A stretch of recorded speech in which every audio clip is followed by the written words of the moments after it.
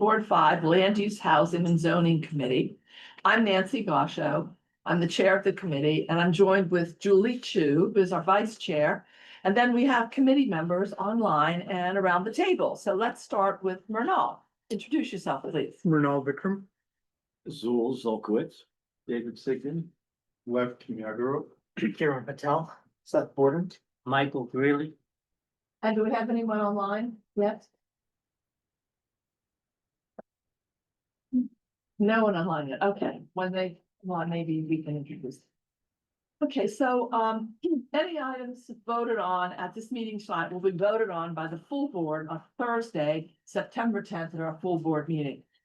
Before we start our agenda, do any members of the public or committee members have any new land use, housing and zoning committee business items they would like to present to us? Please use the raise hand function and Julie will call on you.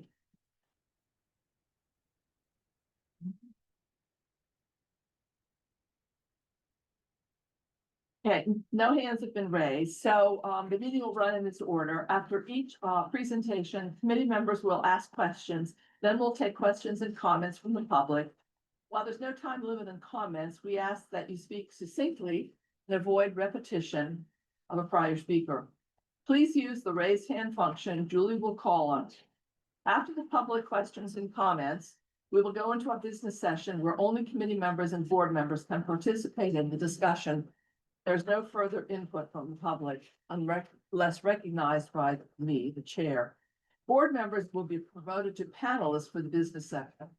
Finally, I will call for a motion, a second, and we will take a vote. After the last agenda item, we will adjourn the meeting. So just to remind everybody, our committee's purpose is to align development with city goals and community needs, evaluate proposals for long-term public benefit, and build consensus among our stakeholders. Our role is to help ensure that land use and zoning support a resilient and thriving Midtown Manhattan. We have two applications and a discussion of our agenda on our agenda tonight. The first is a renewal of an open air cafe certification. Then we have a signage zoning text amendment and special permit. And then finally, we will have a discussion about digital LED billboards in CB5. So the first presentation is Fogo de Chao Open Air Cafe Certification Renewal. And this is an application for the third renewal of an existing open air cafe certification with no proposed changes to the existing cafe. We commend Fogo de Chao for embracing CB5's request for public seating, clear signage, and restroom access. This responsiveness to the needs of our Midtown Manhattan community is something CB5 greatly values and demonstrates how businesses operating within POPs can successfully serve both their customers and the public. Julie Chu is our lead committee member. Julie, do you have anything to say before we start the presentation? Okay, so let's start the presentation, please. Great. Can everybody hear me and can everybody see the screen? Yes. Great. It's an honor to be back here today for the third renewal of the Fogo de Chao Open Air Cafe. I'm going to run through this pretty quickly because there are not some changes and get to the stipulation that we will get signed and agreed to before the September 10th meeting. But, once I'm done with the brief presentation, I'm happy to answer any questions. So as this is just where the POPs is located in the district. This is the current plan. The plan has not changed. This is the existing photographic evidence. The one thing that has changed since the last time that we were here is that there is some scaffolding that is up. City planning has just asked us to modify to be within the scaffolding, which we have done. So there are a little bit less tables and chairs than there were on the plan, but the plan that was submitted and is in front of you tonight is the same plan for all of the renewals. And we'll go back to that post the scaffolding coming down. I don't know the timeline for the scaffolding coming down, but happy to circle back with the landlord and then circle back with you all. But despite the limited cafe tables and chairs, given the scaffolding, we are still open to members of the public sitting down and using the restroom. That has not changed given the smaller footprint. Here's an alternative view It's a little blurry, I apologize, but this is the sign that says that it's open to the public. I have a better picture here, which is just the sign that you guys have asked for that is clearly noted that the area is open to the public. And then, this is the same sort of signage and bathroom stipulation that we have always agreed to. And this is updated for the next renewal period. I would just note that, we include sort of this open to the public sign. They're on the city planning, drawings, and I've noted, which photos those are and where they're dated, and those were also sent to you, I believe, in advance of this meeting.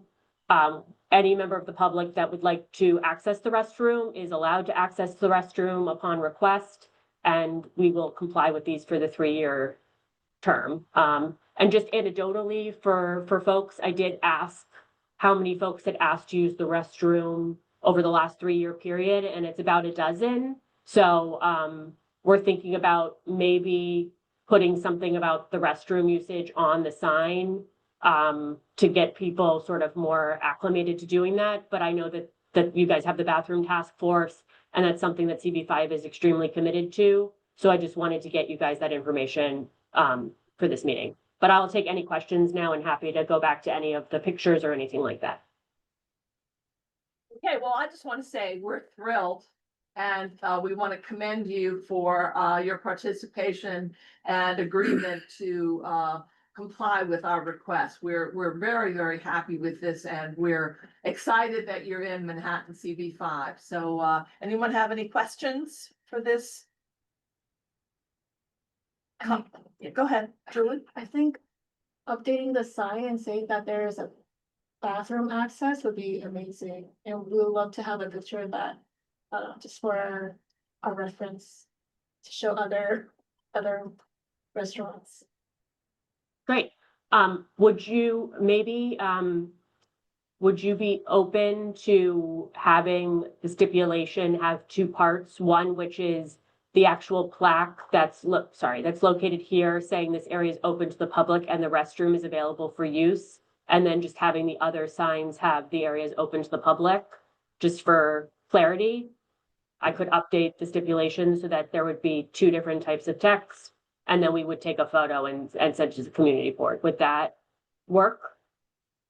Yes. Yeah. Okay. That'd be great. We're thrilled. So I'll update the stipulation and work with the team at the community board to get this in place and signed prior to September 10th and get everything over if that works for the team. Great. And are there any other questions from the committee? Anything from the public? Renal? No. Nothing from the public. Okay, so then, Charles, all right, let me, Charles. All right. Not. we're getting you on, Charles. Just give us a minute.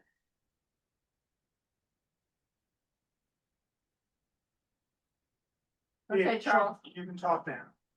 Thank you, Chair. My question is, since this is a renewal, I was just wondering, just as a curious member of the public, since the past certifications, the past time you've been having previous renewals, has there been any violations, any compliance issues or complaints that the committee should be aware of before they grant a new renewal? Just out of interest, thank you. No, we have not heard any complaints, and city planning would have brought that to our attention, and city planning did not. And I can speak for the district office here. We have not had any either. Okay, any other questions from the public? Okay, yeah. Julie, To business then. yeah, what do you want to do? Well, I noticed DCP is on the line, Dylan. DCP is on the line, but you have to promote him to panelist. I Okay. just wanted to let them about this. Speak up, Sid. Dylan, I don't know if, Dylan, you there? Oh, yes, I'm here. Yeah, okay. Yeah, we just wanted to flag this to DCP. We're glad you're on and joining the call. You know, this is just showing an applicant that's willing to open up their bathrooms to the public as a pop, one of our pops. And I know that the bathroom legislation is supposed to come out with a report. It's delayed. It's supposed to be due in September, but now they're saying that's gonna be released in November. But we're hoping for this bathroom study or report that's coming out that DCP considers requiring bathroom access for our pops. So just wanted to Mhm. note that since you're here, that you can see that there are restaurateurs that are open to this. And if you can take this back to DCP, we would appreciate it. And this restaurateur has started doing this in 2017. So they've been doing it for a number of years already. And are happy to sign up for yet another 3 years, and we're very excited, Dylan. about Sure. That's this. fantastic. Example. And they also point out that they have not had a problem with this. No, they have not had problems. So it's very encouraging. That's fantastic to hear. And this seems like a great application and a great tenant as well. I'll be sure to flag and bring this as an example to our POPs team. Great. Yeah, Dylan, we're thrilled you're on with us. yeah, and Happy to Dylan, be here. if you're on next month, I don't know if you can provide an update for this bathroom report that's supposed to be coming out.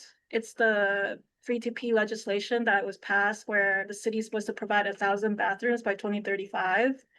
Mhm. I don't know if DCP has any updates where you can find out for us, but we're looking, I'll see what I can find before next month's meeting. appreciate it. Thank Maybe you. we could, the district, maybe the office could send him an email reminding. Yeah, we can follow up with you We'll by, follow up with an email request, Dylan. That'd be great. Okay. All right, so now I think we can go into a vote on this resolution. And Julie is writing the resolution. okay, What's the motion? to approve certification, recertification. To approve certification, the same as with one change, which is the sign, which they've agreed to do. And they will sign this stipulation with the additional signage, right? Is there anything else? Okay. We're gonna add in the resolution that we're happy to commend them for their Yes. collaboration with us for service to our And community. maybe also point out that they've had no problems in doing this. Yes. So there'll be further encouragement to restaurateurs who've been a little more Yes, recalcitrant. Yeah, Right. maybe the stuff we pointed out to Dylan, we'll put that in writing so Right. that DCP can have right, this in writing as well. right, yeah. Okay, anything else? We wanna go ahead and vote on this, Okay. Seth, Yes. I'm a yes. So Ankur, would So, you pass or what's the proposal? Is it, approved? POPs recertification? Yep. Okay. just a straight approval. Kevin, Okay, then yes. Approval because we're happy. Yes. We're For me, yes. complying. Nancy, Yes, Mike, Yes. is Libby on yet? yes, Libby? she said yes, Okay, Gotta hear it. but she's Thumbs up. is good. okay. but she's Lev, muted. Lev, Yes. okay. Kieran? Yes. David? Yep. Myrtle? Yes. Zool? Yes. Okay, motion passes. Motion passes 12. 10 12. or 12. Yeah. We have 12 zeros. Zero. Onward. Okay, so we're done with that. Now we're going to go to 1293 Broadway. Thank you all. Is Thank known as you. Herald Center. And this is about signage. This is an application for a zoning text amendment and special permit to allow an approximately 2,300 square foot illuminated advertising sign facing Herald Square The sign exceeds the current limits on sign height and surface area. Karen Patel will be the lead committee member. And I think what I just want to say before we start is the key finding that we have to focus on is whether or not this sign will adversely affect the current use or future growth of the surrounding area of this location. The area already has several residential buildings, and with the Midtown South rezoning will become increasingly residential, with Broadway evolving into a green public open space, actually a linear park right through the center of Midtown Manhattan. So the question is this 40-foot high by 50 feet wide illuminated advertising sign and the light trespass and light pollution generated by the sign, is this compatible with the current use and future growth of the surrounding area? Please keep in mind the scale of this sign. The sign reaches approximately 105 feet above the curb, which is about 9 to 10 stories high. So, keeping all that in mind, I think we can now open it up to the presentation by the applicant. And then after that, we will have questions. And then George Janes, our land use consultant, will have another presentation on this same sign application. So let's go ahead with the applicant's presentation, please. Thank you very much, Chair and members of the committee. My name is Nick Williams. I'm land use counsel to the applicant, the owner of the Herald Center building. Mike, are you able to pull up the presentation for us? So I'm joined by my colleague, Tim Gentles, by Louis Jerome representing ownership, and by Mike Zaborski of MDAS Architects. We're going to walk through a presentation about the proposal. As was noted, we're seeking a zoning text amendment and an associated special permit to allow a new illuminated non-flashing sign on the existing building at the intersection of 6th Avenue, 34th Street and Broadway. And so this is a major commercial intersection. We believe the sign will contribute to the ongoing vitality of the area. And we look forward to discussing with you all. So I'll now turn to Louis for a brief introduction, and then Mike will walk through the proposal in more detail.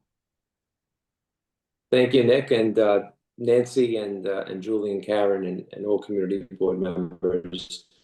I appreciate you guys giving us the time. Really wanted to face the family. My family is the owner of Herald Center on the corner of 34th and Broadway. We've been owners since I was probably 2 years old. We're long-term holders as a family. We very rarely sell. Our philosophy in general, which, the company was started by my grandfather, always taught us to sort of look at things not just in quarters or years or even lifetimes, but is this a good investment for my children, for my grandchildren? And that's been the philosophy really here. We've owned this building forever. In fact, again, many of you probably remember when there was a Toys R Us there. I remember watching the Macy's Thanksgiving Day Parade pass by as a kid. I do it with my own children this year. Family's been there for a very long time. We've seen the evolution of Herald Square in a general sense. What we're proposing, we believe really, just acknowledges the nature of the neighborhood. It's the third busiest subway stop. We have a whole presentation to show you. But I really just, for now, wanted to put a face to the family behind ownership. So looking forward to presenting to you guys.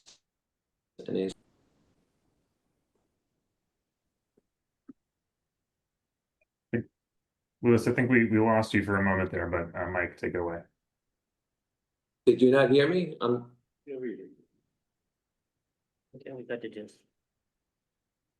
Mike, you're on mute.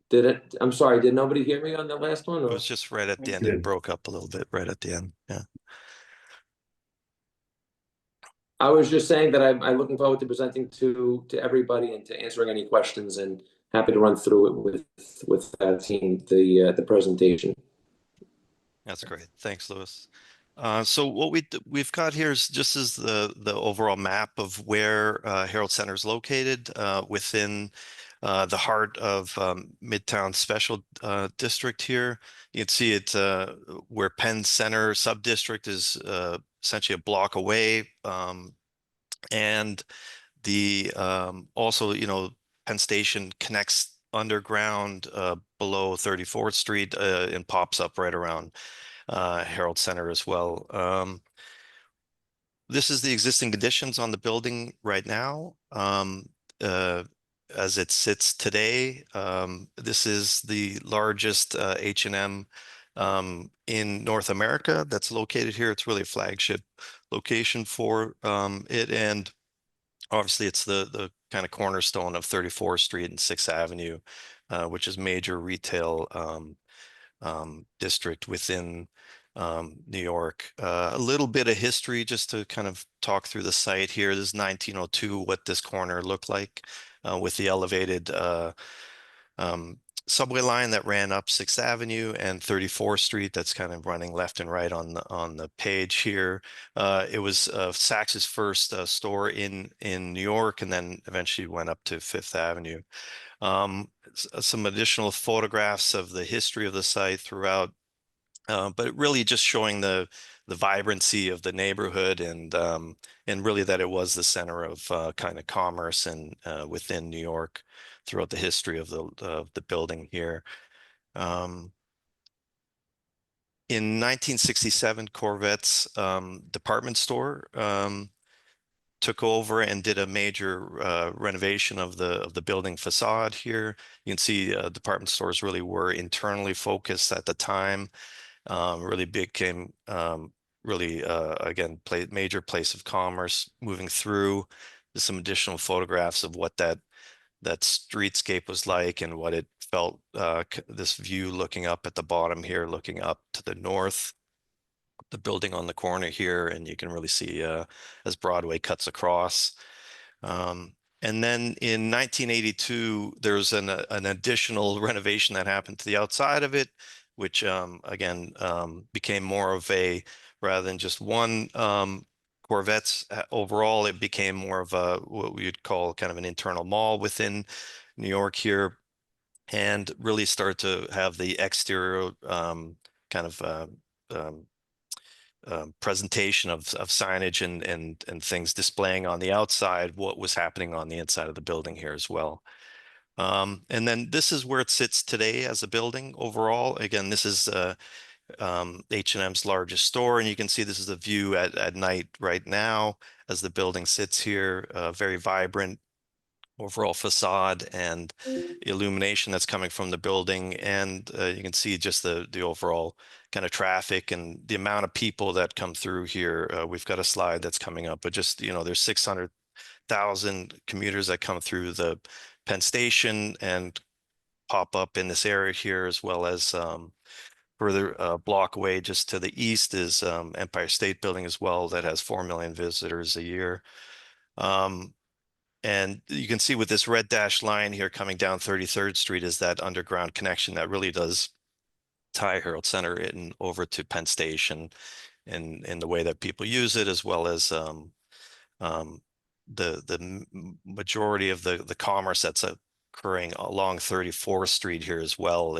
Sorry, just to go back to this, this is really a retail hub for New York, as well as Macy's is the largest department store in the US here, located here as well, with 20 million shoppers that are coming through the area throughout the year.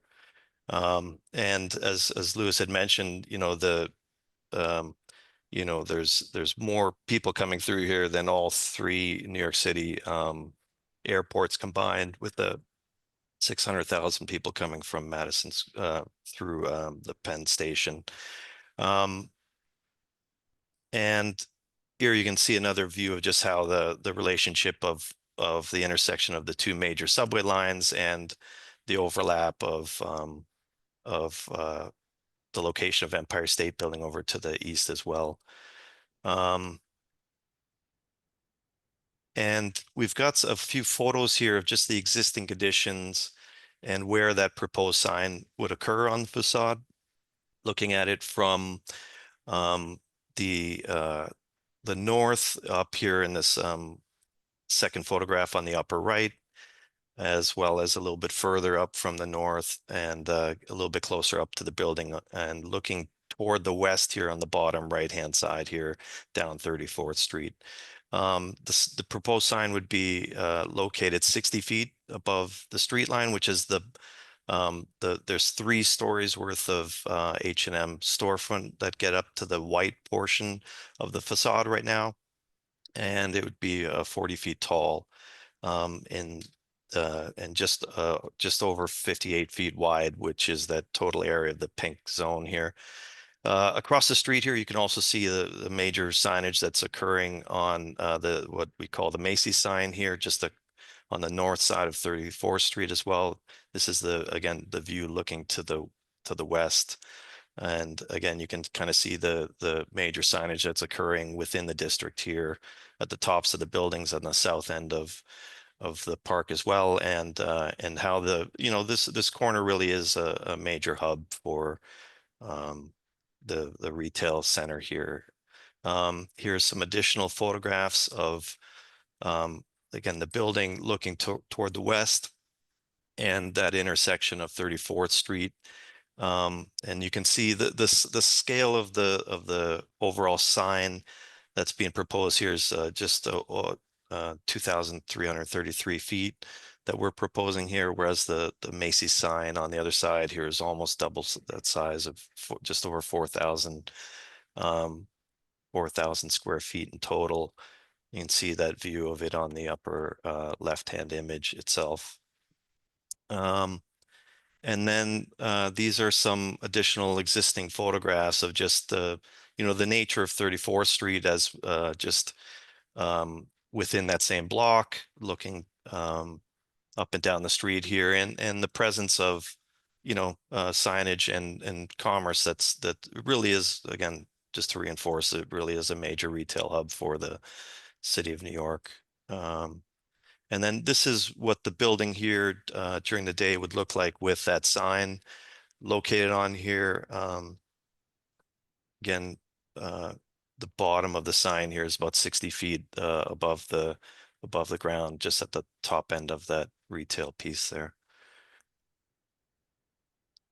And this is that same view of the building here as it would be rendered out with it at night, again, on top of the existing photograph that we have of the building. So just to click back and forth between that's during the day. And then at night, the building does have these illuminated panels that are up at the top of the building, as well as the major storefront for H&M.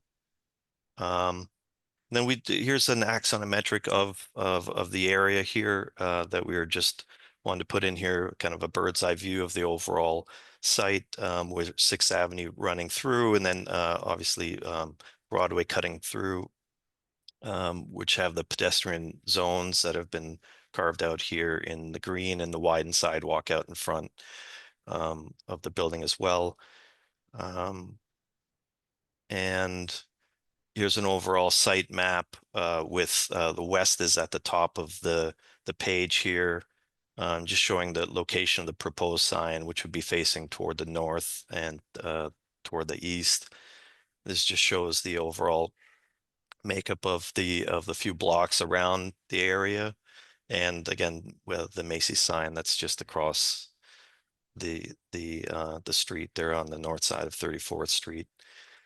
And then we were just asked to kind of put this diagram together with the outward facing illuminated sign, and just the angle of kind of what's called the light trespass diagram of it's basically a 70-degree angle off of where the sign would be, and it's projection onto the surrounding area here.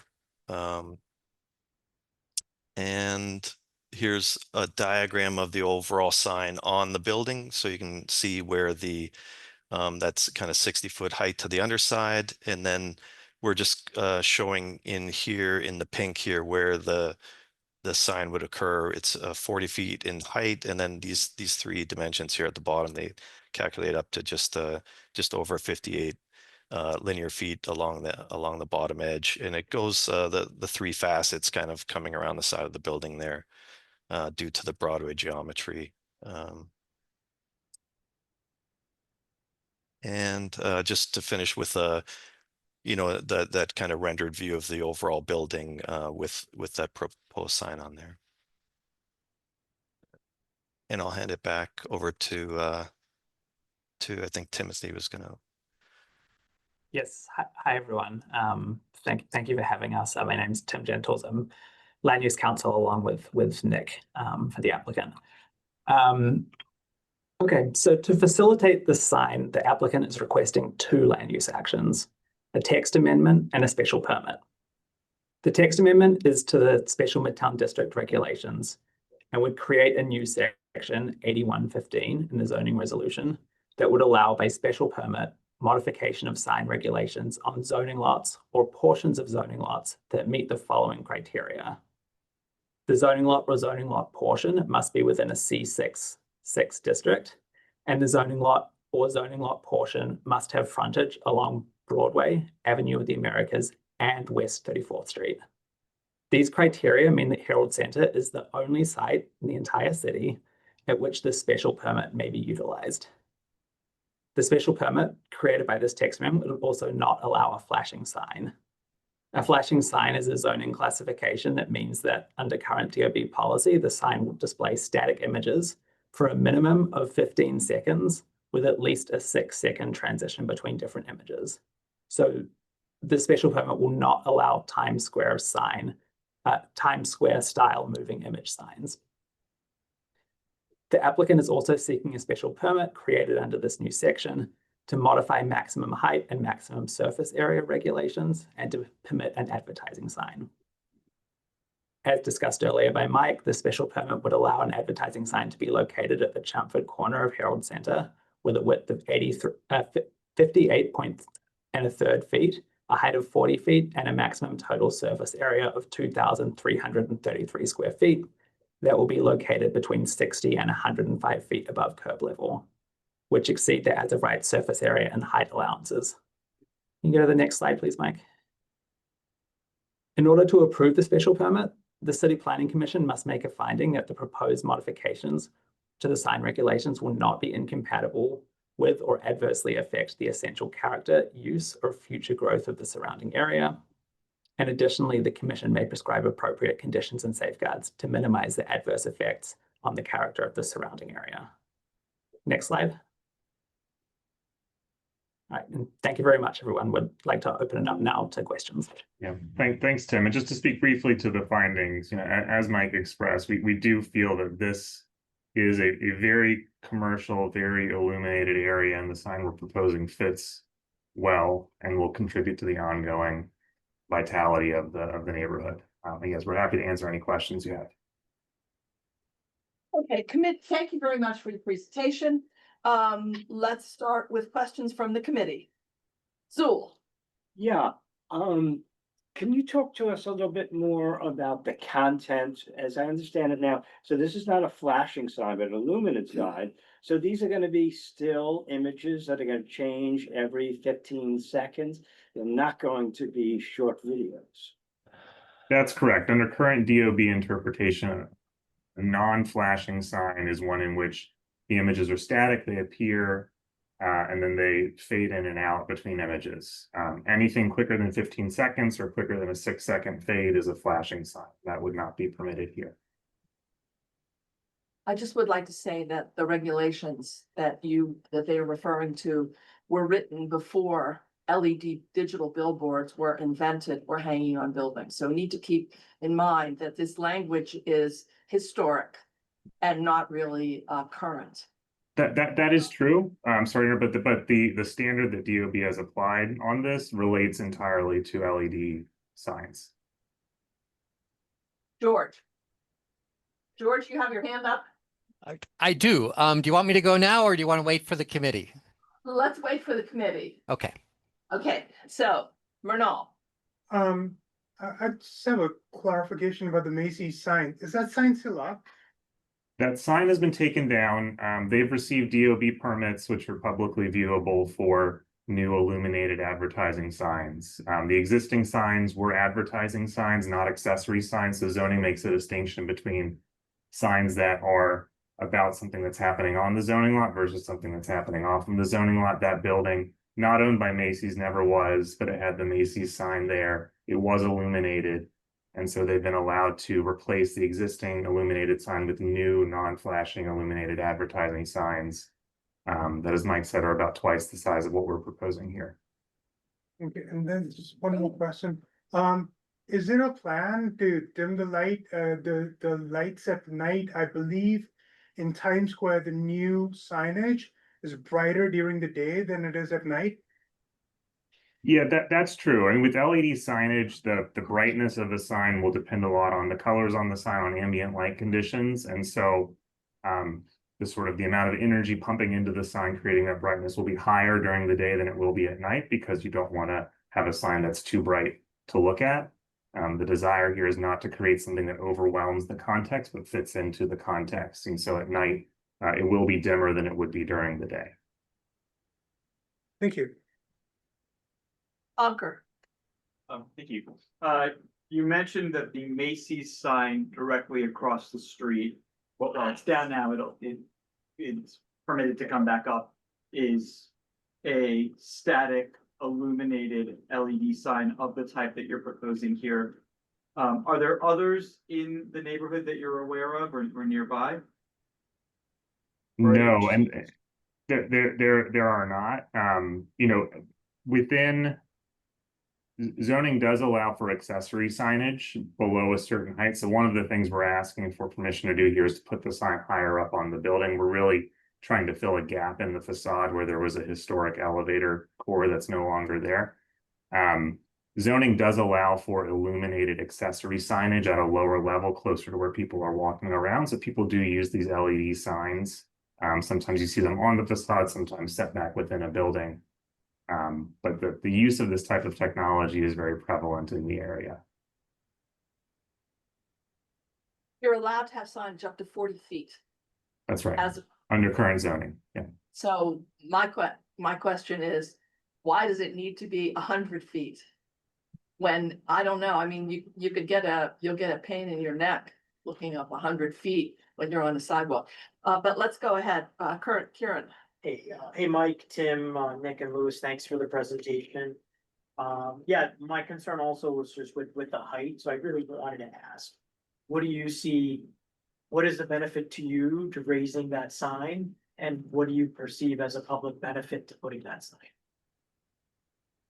Well, the sign height is consistent with what's happening across the street at the former Macy's sign. It also architecturally fits really neatly within this void in our building that we're trying to activate. If you look at the nighttime image that we had on the screen, we have these LED lights along the facade and then this sort of dark void at the corners. That's one of the driving factors for the location.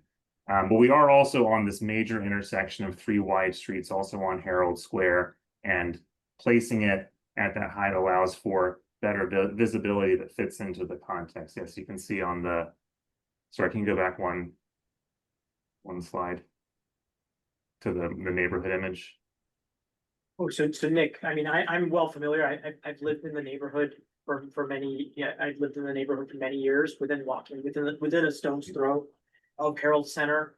I've also made several, organic site visits, just walking home from work, as well as specifically for this application. So I'm well aware of what the sign looks like, etc. The neighboring signs, I'm not so sure it's additive, so to speak. Just for my count, just taking a real quick look. I know in the images you guys showed, I didn't really see like a northeast image in terms of a photo. But what I did notice is just northeast, immediately, there's a Mercy University student housing, a dorm room for 121 students. That's on 47 West 34th Street. I also counted, by my count, we had about 1,100 residential units within 2 blocks just to the northeast and northwest. Another 311 coming online.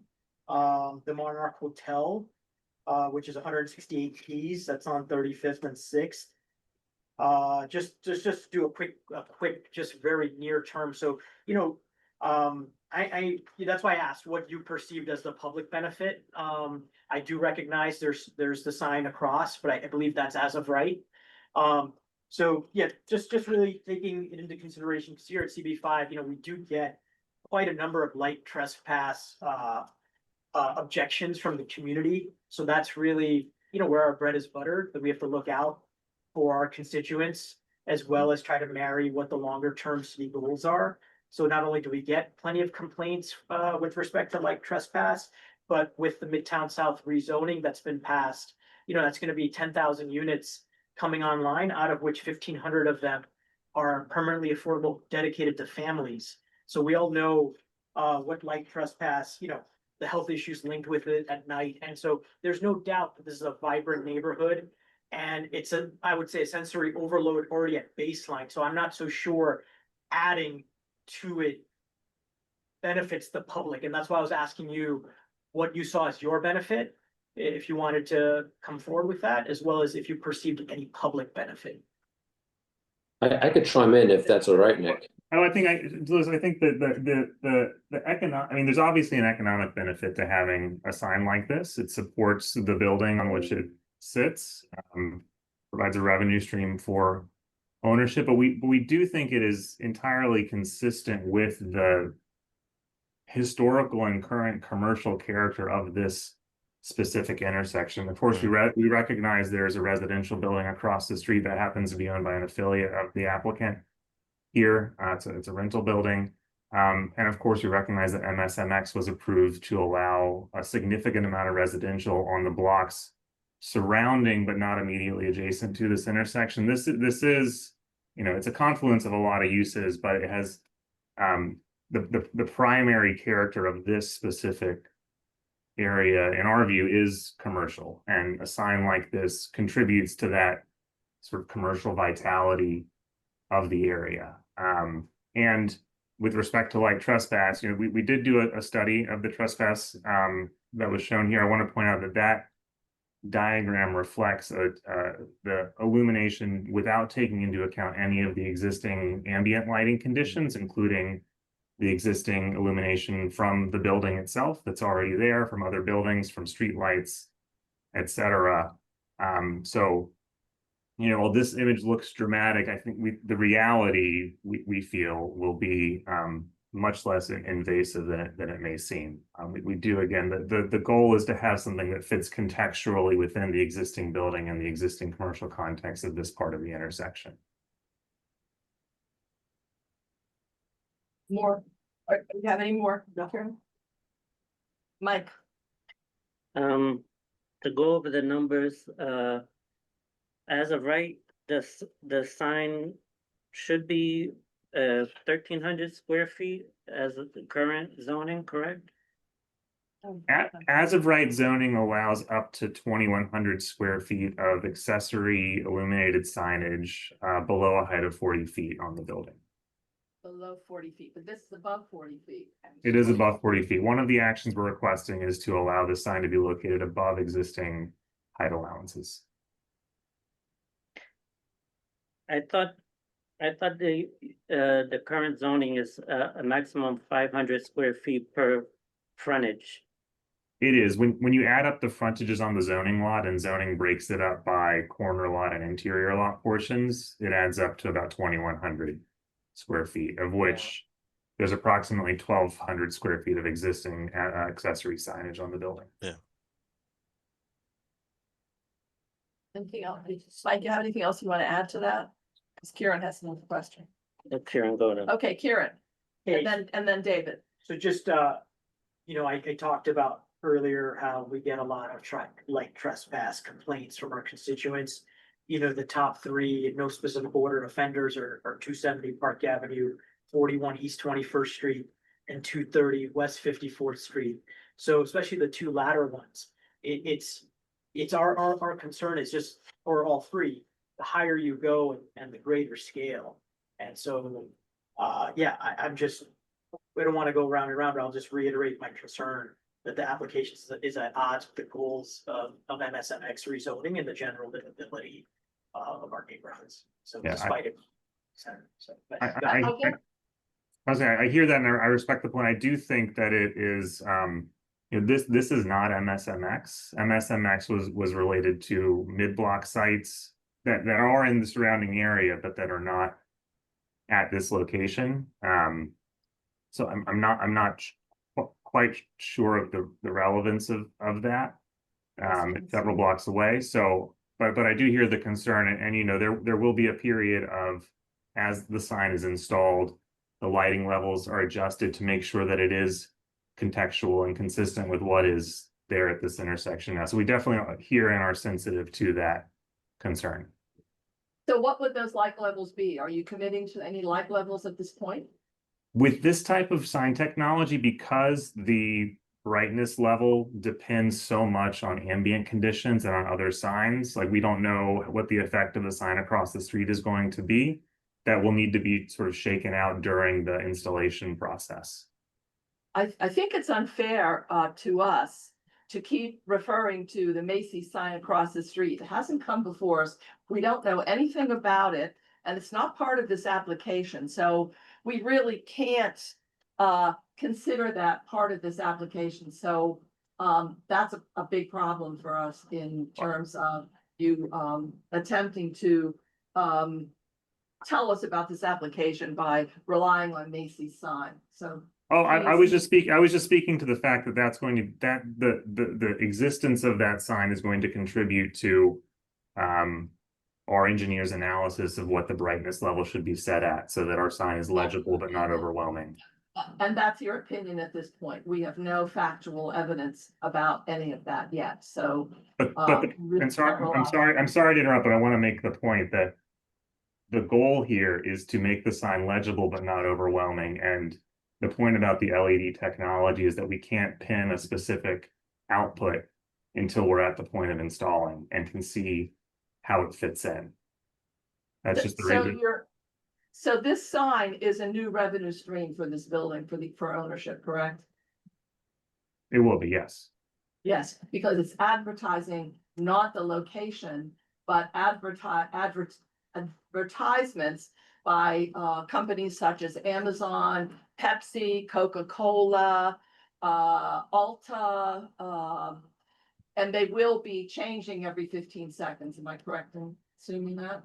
At most every 15 seconds, the programming would still need to be worked out, and it may well include tenants of the building, H&M, for example, Verizon. So you could have a background that is bright red for Coca-Cola. You could have a background that is pure white for, let's say, DraftKings. You could have a bright green sign for TD Bank, and that could change every 15 seconds, correct? Yes. Okay. Renal. So just coming back to the point of ambient light governing how bright this sign is. Basically what you're saying is if the Macy's sign is too bright, then we're going to turn up the brightness on our side as well. And if they turn down the brightness, then we will turn down the brightness on our side. Or at least that's how the algorithm would work, right? Because the higher the ambient light, the brighter your sign is, right? My understanding is that I mean, at least that's how yeah. it works. Say, for example, during daytime, the signs are brighter, and at nighttime, you turn down the brightness. But what you're saying is, if they turn it up, we're going to turn it up even. The algorithm will turn it up even more, and then we're in this like, light. Yeah, I don't think that's how it would work, but I would need to confirm with an engineer. Mike, I don't know if you can speak. No, I don't think that that's how it would work, right? I mean, the idea is that it's going to be composed so it fits well within the building, right? The building has a certain amount of illumination and. So I guess my question is, when you Yeah. said that the level of ambient light governs how bright the sign is, what did you mean by that? I think it's more in a reference of during the day, it's much brighter because you're In fighting reference against to the Macy's sun, sign. whereas at night, it's more just the ambient area lighting of the neighborhood that governs, but it's definitely dimmed down during the evenings, because otherwise it's just it's too hard to see, right? So there's a natural guess I'm dimming that just has to occur during the night. I'm just confused because you did say that the Macy's sign, how bright that is, will contribute to the ambient light, which then contributes to how bright your sign is, right? Did you not? I'm sorry, I was maybe I I'm- think the point was is that there's no control over what the Macy's sign will be, right? That's not, Well, that's, I guess, the point yeah. Nancy was making. yeah, I think we can agree on that, but. David, Have you made any attempt to reach out to the Herald Towers, the building across the street, and get feedback from the residents there, particularly the ones that front, you know, right on Broadway and Sixth, that are gonna be most affected by this? Because we're gonna hear from them, so it would be helpful if they heard from you first. Yes, and I'll say that Lewis will also hear from them since his family owns that building as well. Lewis, do you want to speak to that? Yeah, sure. My family owns Herald Towers. You know, again, Herald Towers also fits into the neighborhood. It's one bedrooms and studios. It's not so much families. It's transient neighborhood. We have a vested interest in making sure that our residents are happy. Like that's like precedent of everything there. So, you know, that's something that my family's going to take very seriously, and we would never do anything that would, you know, really complicate things with their residents. You're going to hear from them, but we'll probably hear from them first, to be honest with you. But I mean, so would you install blackout shades if they requested it? You know, are there other positive steps you could take to protect, you know, your residential tenants and set a precedent for other residential tenants in the area? But to be honest with you, we'll respond to anything that a tenant brings to us. You know, if it's feasible, if it's reasonable, we try to be as responsive as possible because, you know, just as a landlord, you don't want people, you know, leaving the building. Frankly, you want them to be happy. You want them to call Herald Towers home. And we do everything we can to make sure that, you know, the tenants are happy so they continue renting from us. So, yeah, if we do get a call and there is a solution, absolutely, we're going to try to address it. I hope that answers your question. Michael. Oh, and then Lev. How much of the light will be directed downward, or how much of the light will be blocked from going upward? Mike, are you able to speak to that? Yeah, I mean, the LED technology doesn't really have a restrictor that aims the light. So it's it will illuminate outward, and that's kind of that's that diagram, that 70-degree diagram. That was shown in the presentation.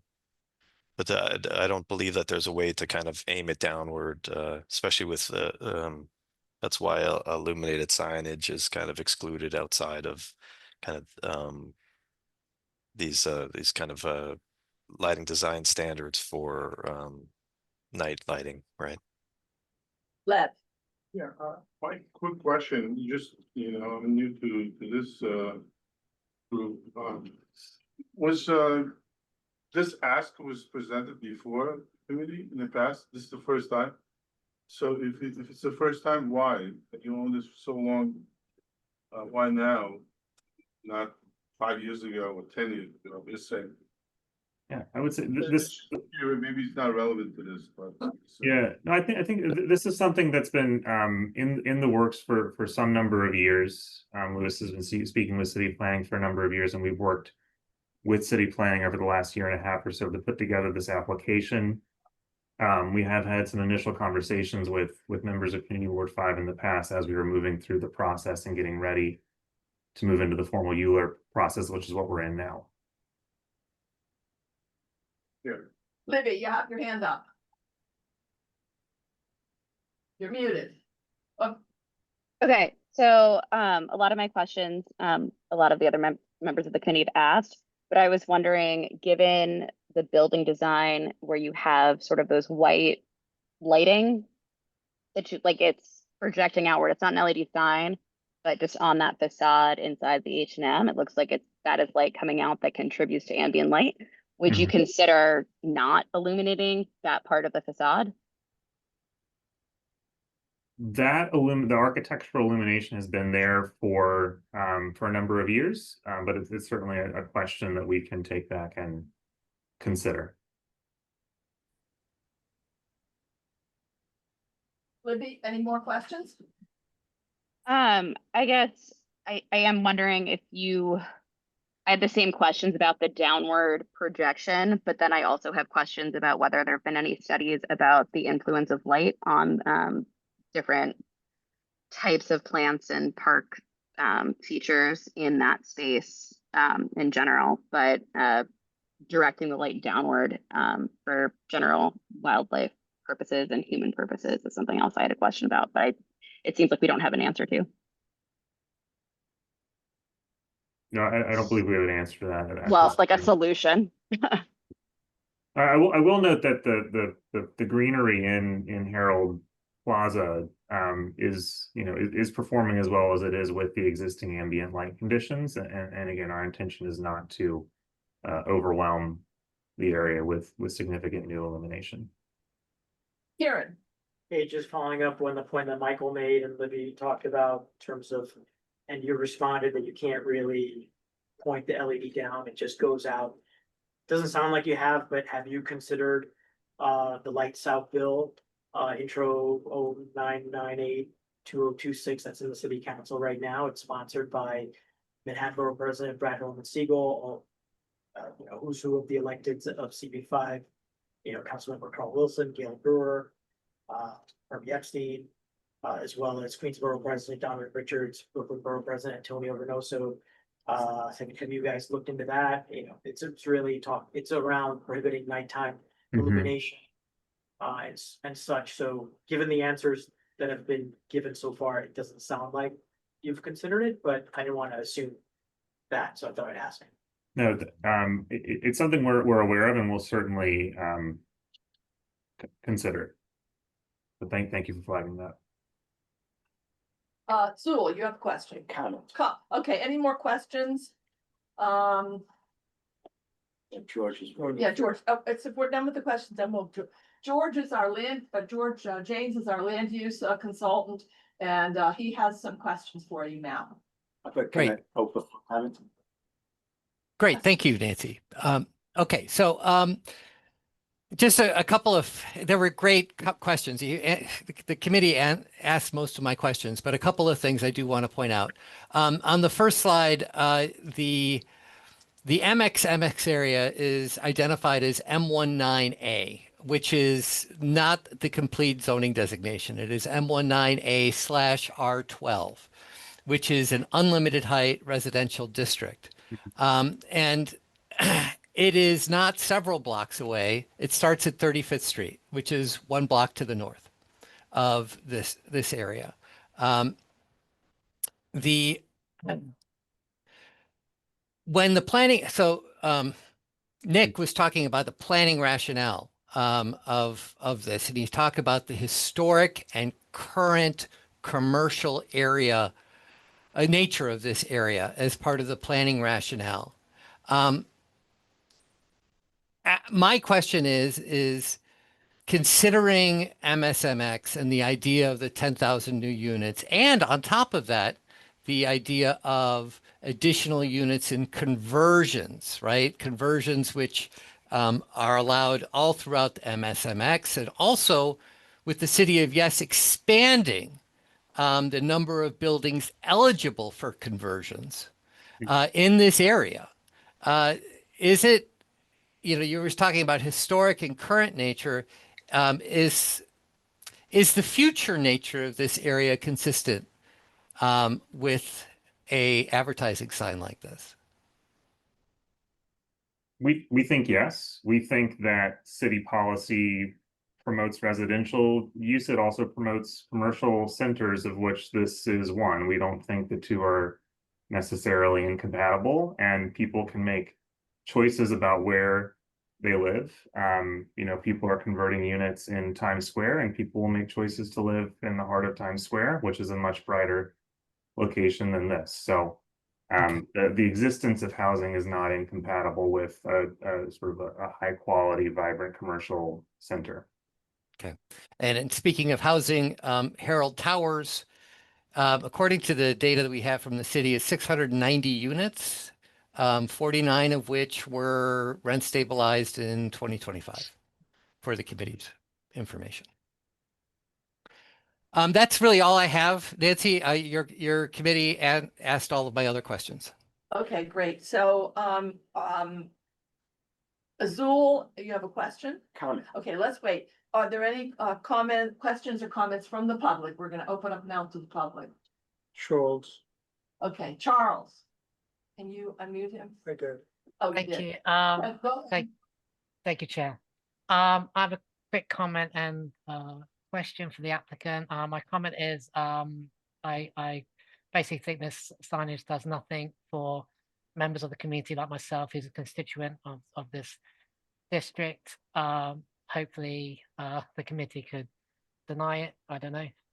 But I wanted to ask the applicant, for the signage, the desire to have the sign and all these specifications and everything that you've given in this presentation, was that tenant driven to have this sign, or was this driven only by the desire of the property developer? If you could answer that, thanks. Yeah, I think at a high level, it was not driven by tenants. It was driven by ownership, and it was driven by the economic reality of commercial buildings and retail buildings coming out of COVID. You know, as many buildings with heavy retail populations did, this building struggled during that period, and this is one of the mechanisms to help to future-proof it. Okay, any other comments, questions for the public? Anyone from the public wish to speak? No? Okay, now we're going to have a presentation by George James on the same application. Some of us did some site visits and some So comments. no comments on this yet? No, we'll do comments after. Let's just get the rest of the information. So now we have a different analysis of this application. So George, why don't you go ahead and start? Thank you.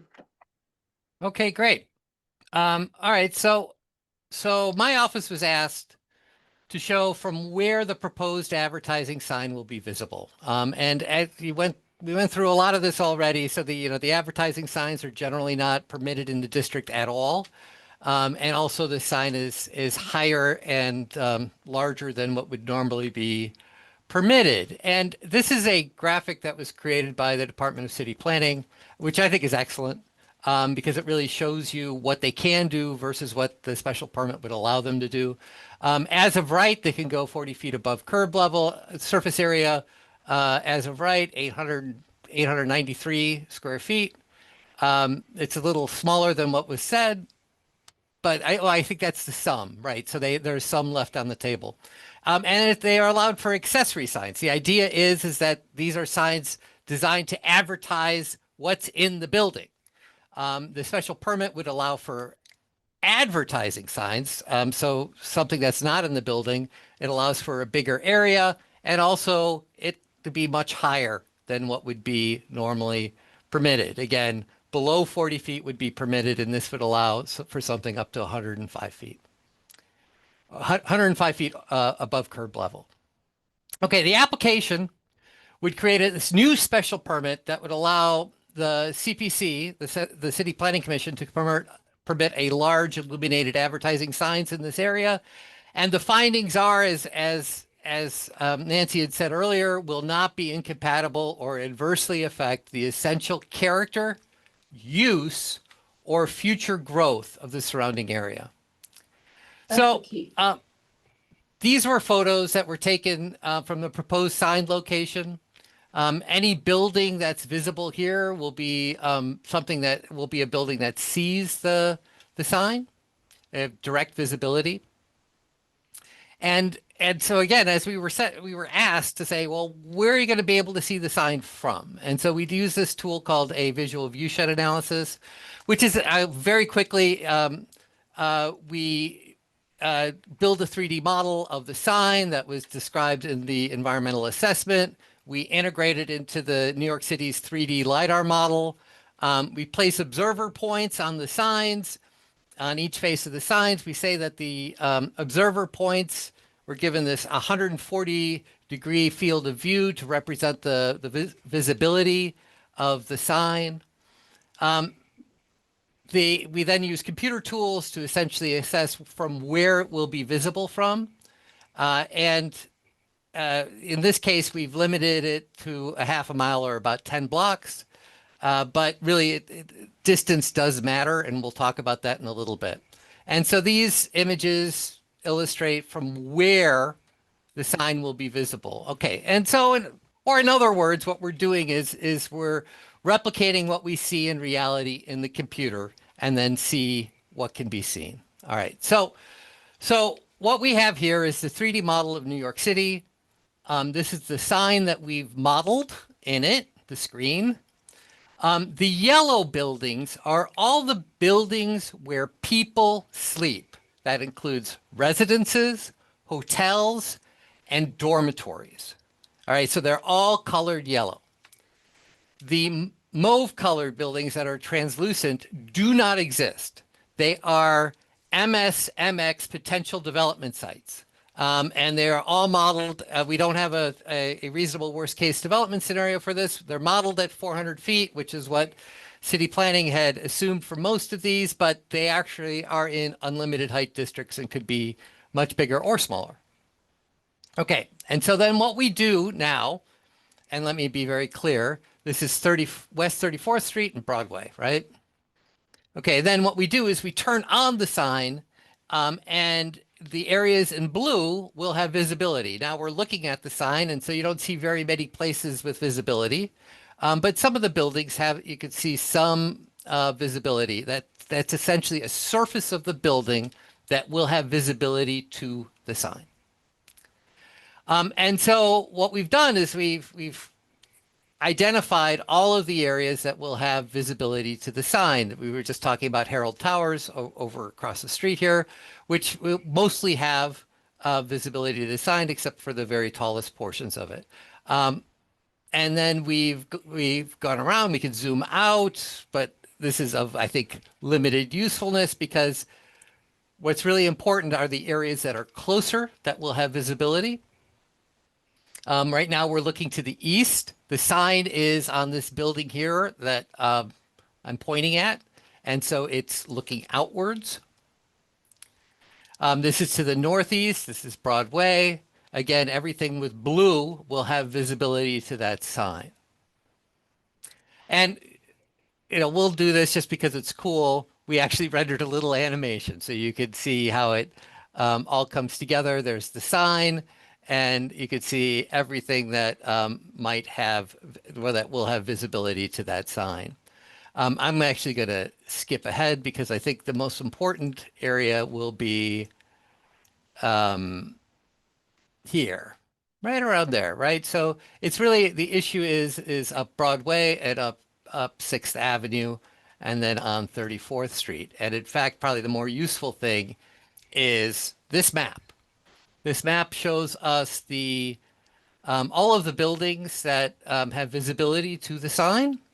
Again, you'll see 34th Street, Broadway, and then on 6th Avenue. So the proposed sign is here. This is 34th Street. All of the blue buildings have visibility. And again, it could just be the top floor, right? So it's just either on or off. It's not looking at a percentage.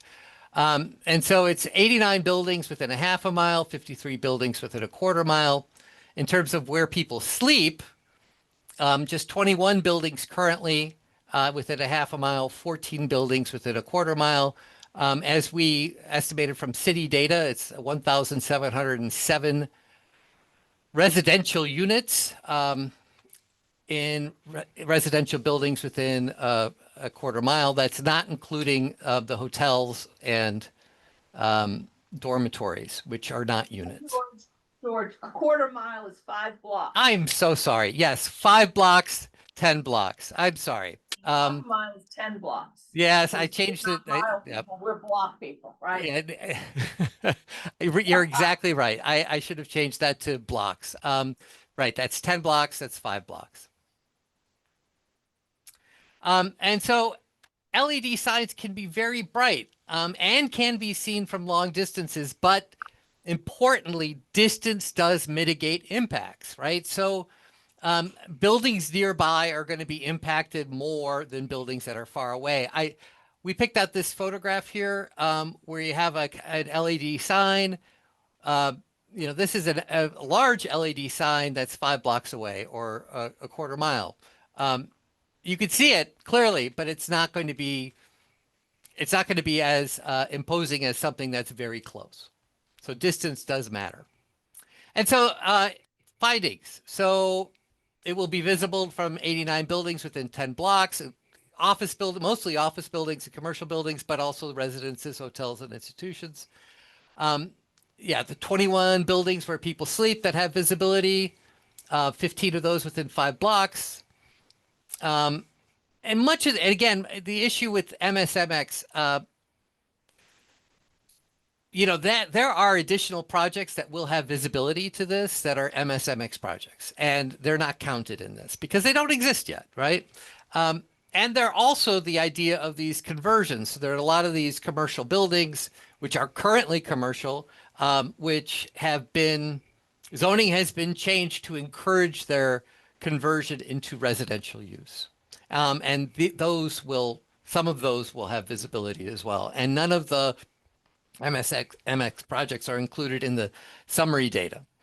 And you know, as suggested by my questions, I think the planning rationale for adding illuminated advertising signs in an area recently rezoned to encourage residences is at best unclear to me.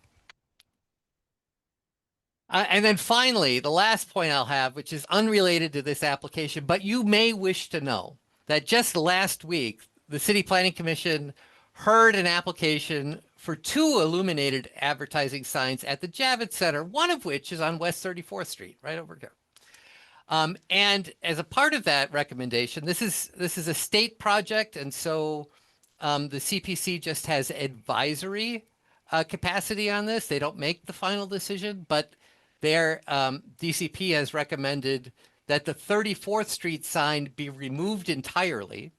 DCP also recommended that the advertising component of these signs be removed, but still allow them, but with limits to reflect intended temporary nature of signs. I'm not exactly sure what that means, but this will come back on the agenda there, and they will be making a formal recommendation to this modification. I bring this up just because it's on 34th Street. And it is a illuminated advertising sign. It's not in your district, but it is in the area. That's what I have for you. I'm happy to answer any questions or hear your comments. Okay, thank you, George. Can you go back to show the buildings that are north of this going up 6th Avenue, the residential buildings, and show how much light they will be? Oh, sure. You mean in your model? Oh, oh, you like that? All right, good. Let me bring that up. I want to show everyone the buildings that will be affected. If you can One get second. closer. All right, so we're coming around, and then I'll press pause here. Yeah, now can you get further down in there? All right, so can I zoom in here? Alahan is there, right? Well, all right, so we can't zoom in on the animation because this is an animation. Right. But what you do see in the next one it will show you is most of the buildings along Broadway and many of the buildings along 6th Avenue, many of which, especially on 6th Avenue, are residential, right? Or have residences on them, right? So here, here, here, here. This tall one, which is a brand new one, which we had to put into the model, the top half of the building will have views to the sign. Is there any way to zero in on that at all a little bit more? Because it's hard to see what's happening on 6th Avenue. Yeah, George, I can share my screen if you want. Yeah, okay. You know what? Let's do that because you have full control. Yep. He's his tech guy. Go. So Alejandro, you can share the screen. Because I believe that we are going to get a lot of complaints on my concern is we will get a lot of complaints. It's a lot of buildings that are affected. So Alejandro is now in ArcScene here so that he can zoom in and do whatever you need. So can you zoom in a little bit more, Alejandro? East side of 6th Avenue. Alahan, if you can show us more of the east side of Sixth Avenue. Yes, that's it. Come down lower. Okay. So. Okay, so the corner, that corner building there, that's Mercy University dormitory rooms. The next building is, and the next block is the hotel. Right, you can move your little hand at the next block. Yep. North. Right. Okay, that's the hotel. The next block up is a residential building. That one is a residential building, and the next block up is another residential building. Yes. And then across the street is another residential building across the street from there. Okay, now go to Herald Square, the small building. The little, the small building in Herald Square. Nope. Just with your, no. Nope, to the north. Yeah, to the north. Okay. Now see that squat, there's a squat building there, it's probably 4 stories. Then north of that is right now an office building. And what's interesting about that office building is ripe for conversion because it's small floor plate and it has windows on 4 sides. So that is probably going to convert into residential. And then you can see there are other buildings in the MSMX that will capture light from this sign. So I just wanted to see that. Can you go back now to the photograph taken from the building itself, from where the sign will be? You had a picture, a Yeah, photograph. I can do that, or yeah. George, let me stop sharing so you can do that. Okay. Is everyone clear on what's happening here? It's a lot of units.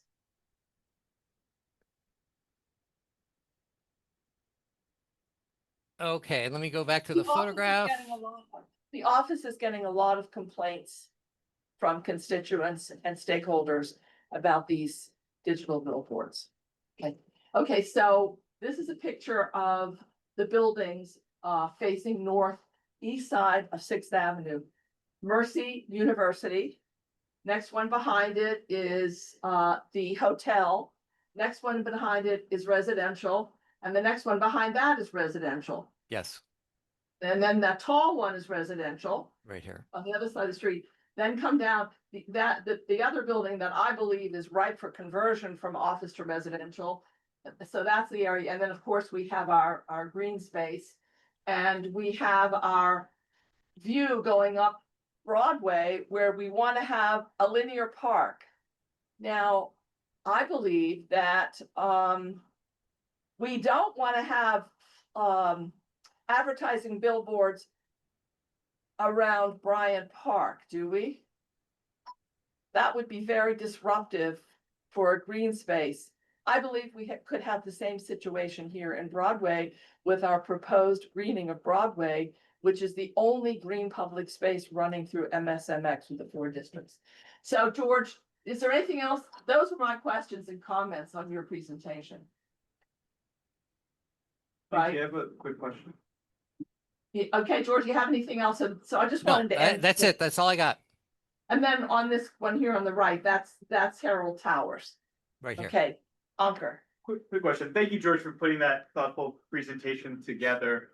You had noted at the outset of the presentation that illuminated signage of this type is not normally allowed in this area. Do you have any color on how the Macy's across the street was able to get an illuminated sign that's twice the size of this one up? I don't know the history behind that. There are grandfathered signs, and I'm not sure it's an advertising sign. I think the Macy's sign is an accessory sign, because it advertises what's there on Macy's, right? And I believe that's what's planned for the future, although I'm not 100% sure of that. I have not reviewed their application at the Department of Buildings. I'm assuming that. And it, I would imagine it's been there a very, very long time that it would be called a grandfathered sign, because the sign regulations that we have really date from 1961. Before that, there weren't very much in the way of regulations. So. Yeah, thanks, George. I found that a very illuminating presentation, pun intended. I understand technically that this is not a flashing sign, but I'll tell you, as a filmmaker, 15 seconds is a pretty quick shot.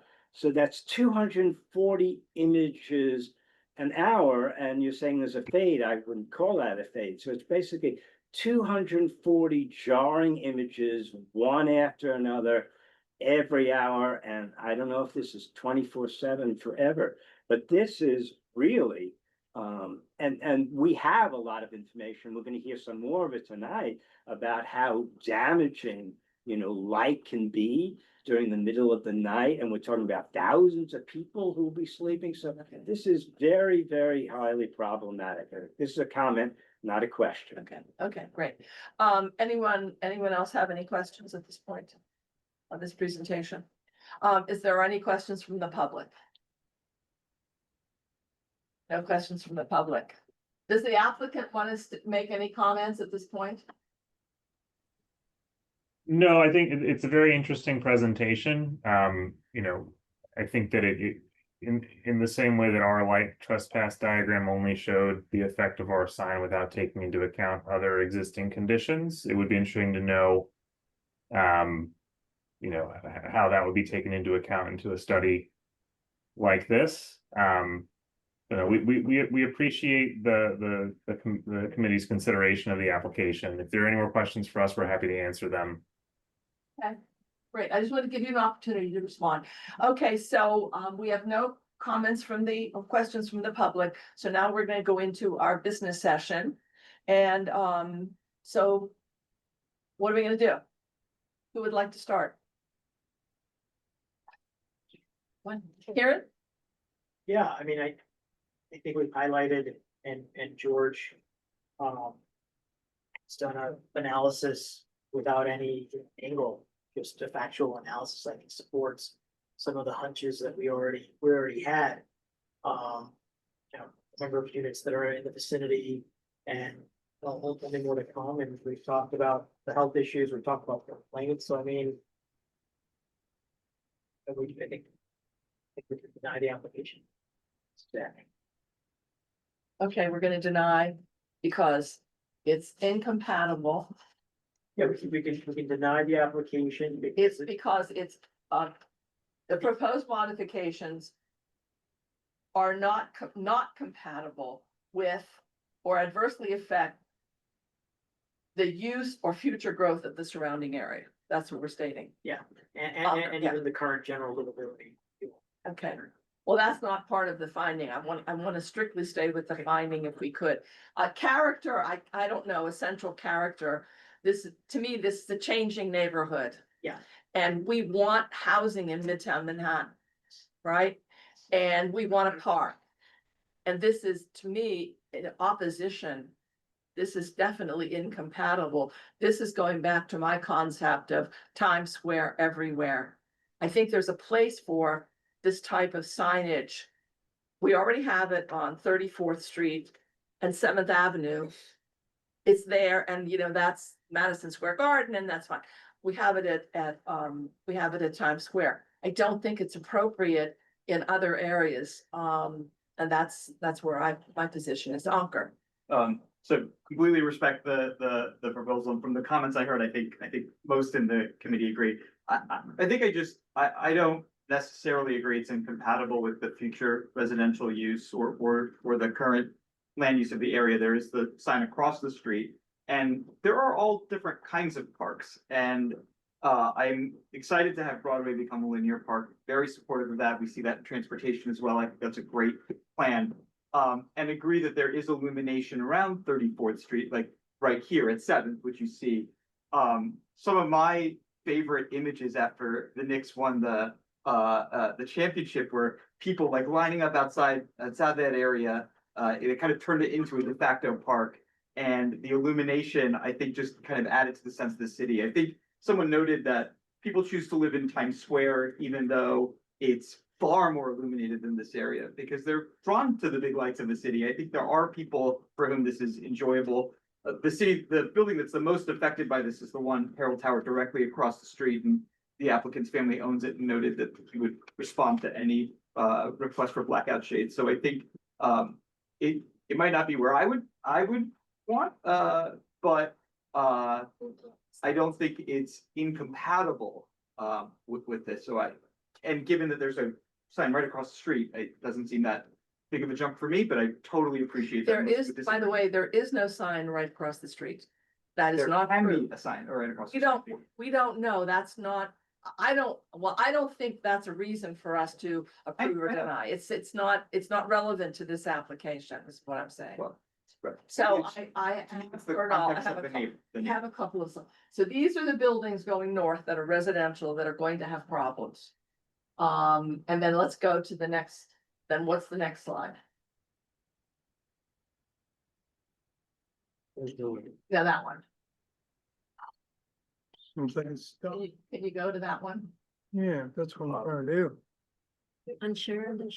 Oh, talk, share again. Okay. That's a view of a blackout shade and the light trespass that goes around a blackout shade. So blackout shades are really not a solution. And I don't know what you guys feel about, but I like looking out at the city lights, but I don't like the lights shining into my room at such brightness. And I think that it's unfair to force people to be living in total darkness at night and not being able to even see some of the lights of the city because they're quite beautiful. Zool. Yeah, other than what you were speculating just before, we have no idea what the content of these images are.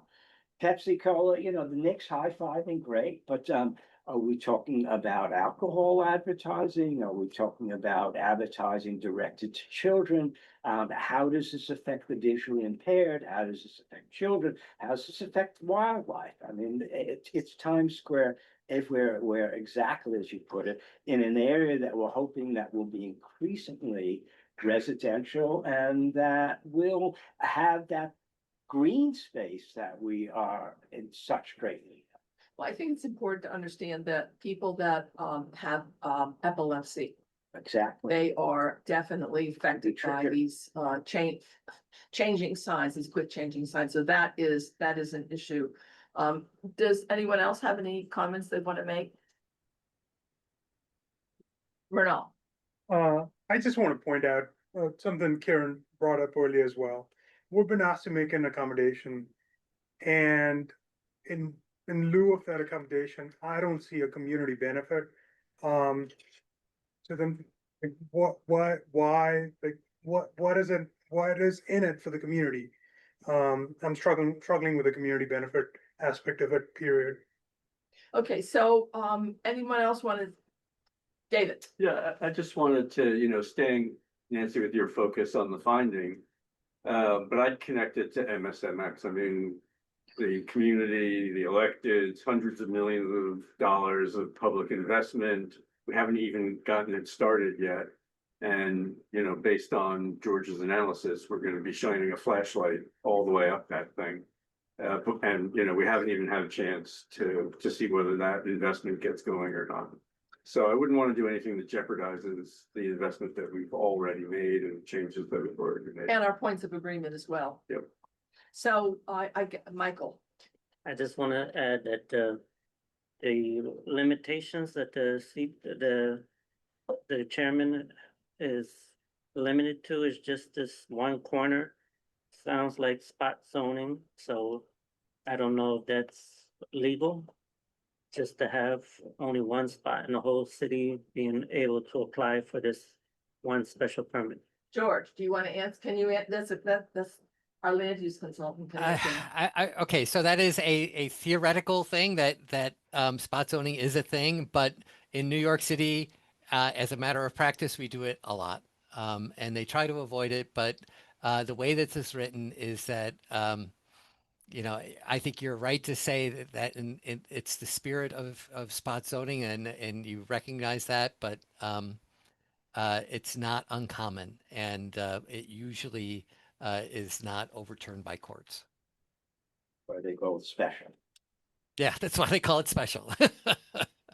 Or no? Can I just add to that though? I mean, so we ratified this and then, half of this presentation was about the Macy's sign. And how, because that sign's gonna go up and it's gonna be illuminated, this should be allowed as well. what's preventing another applicant to come in and say, oh, by the way, you allowed those two, how about us? And then this just keeps going. I mean, That so is the spot risk. zoning doesn't quite, deal with that. We're opening the floodlight gates. Well, I think because the amount of revenue that a building owner can take in with one of these they're selling ads. These are like highway billboards on steroids. Which is fine, if it's not illuminated, Which is I don't have a problem with that. digital LED billboards, okay? And this is not the first application that we're gonna get. There will be more. A lot of people are watching this.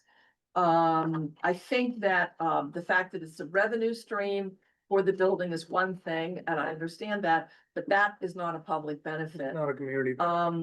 And I just wanted to say, we have to keep in mind the Macy's sign is not part of this application. That should not be a reason to say yes or no. It's not part of this application.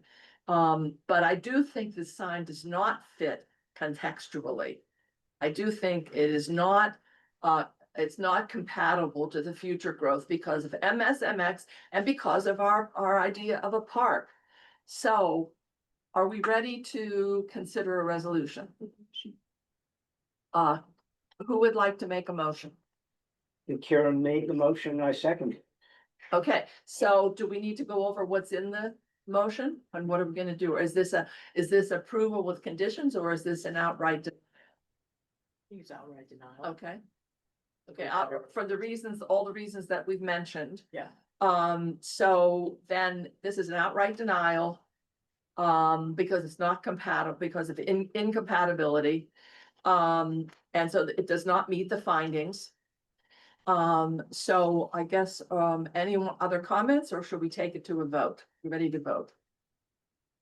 Okay, Seth, Yes. I'm a yes, Ankur, No. Kevin is not on anymore. There he I'm is. Okay, I'm a yes. okay, thanks, Nancy, Yes. Mike, Yes. Libby, I'm a yes.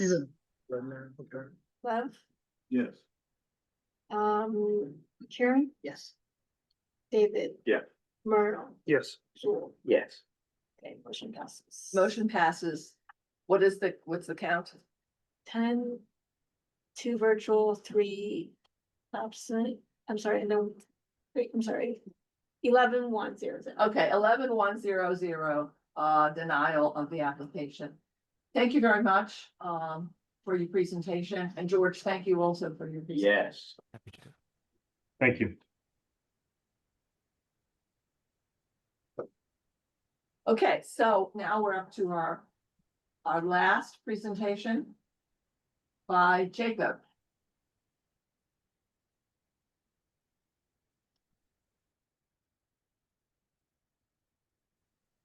Hi, can you hear me?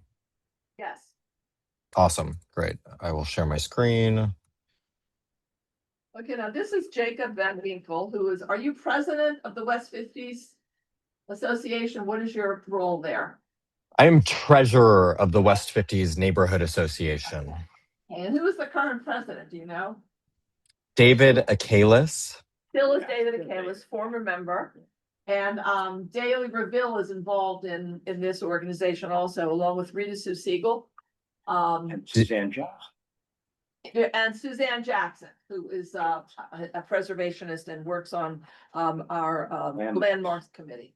So this is a presentation by David about the sign on the Ameritania Hotel. And so let's hear what Jacob has to say about it. You can see the presentation correctly, right? Yes. Okay, awesome. So yeah, thank you, the committee, for inviting me, for inviting the association to speak tonight. Again, I'm Jacob Van Winkle. I'm the treasurer of the West 50s Neighborhood Association. And everything in the next few minutes comes from the Department of Building's own databases. And where I quote, the quote is word for word. And just a heads up, this presentation is a total of 10 slides, so I'll be done quickly. So this is the Ameritania sign. the sign, the picture on the left is from the street. The picture in the center is from a neighbor's window at Carnegie Mews, which is, I think, 211 West 55th, West 56th Street. And then the image on the right is from another neighbor's apartment from the inside. So this is where the sign is located, the Ameritania sign, which sits on the Ameritania Hotel at 230 West 54th Street. There are at least 180 apartments that face the sign directly. I don't have ArcScene. I don't have access to software like that. If you gave me 6 months, maybe I could learn it, but this is as advanced as my map will get. There will be no animation that follows this. There are at least 180 apartments that face the sign directly.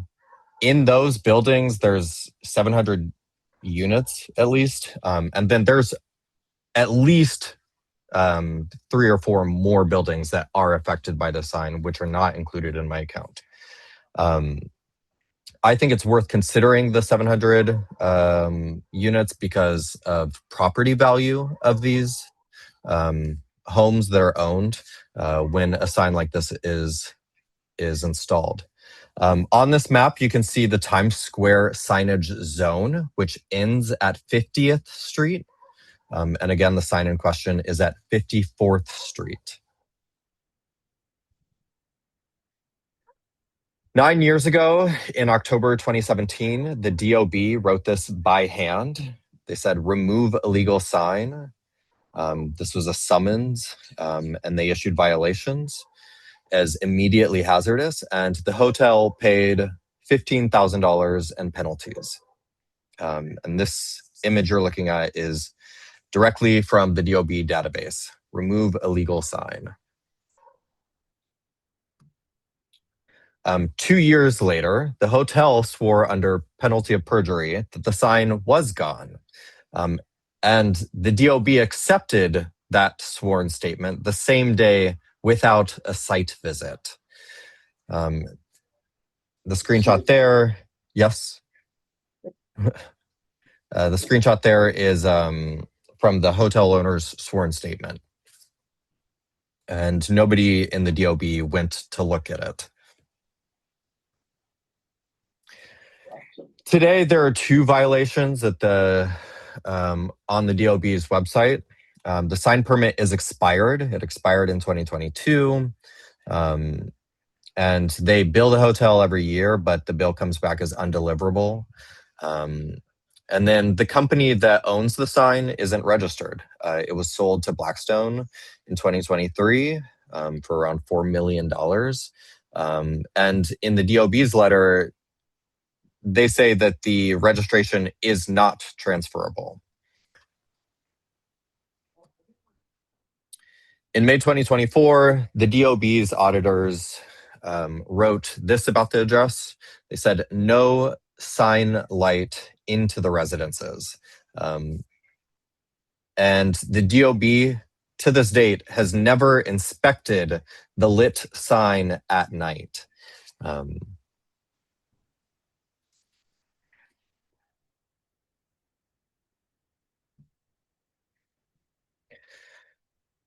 So CB5 was told that the DOB arranged a brightness agreement with the hotel owner. And to our knowledge, nobody has ever seen it. When CB5 asked the DOB to see it, they never saw anything. When the West 50s Neighborhood Association approached, we never received anything from the DOB. And ultimately, we find that an agreement like this is informal and unenforceable, and the result is that the sign is unchanged today.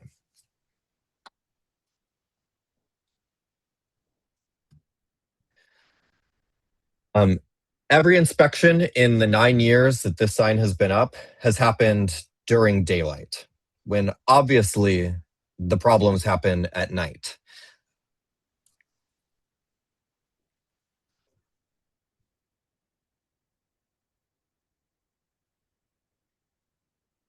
And so we asked the CB5 board to draft a letter to the commissioner and enforce the 2 paper violations.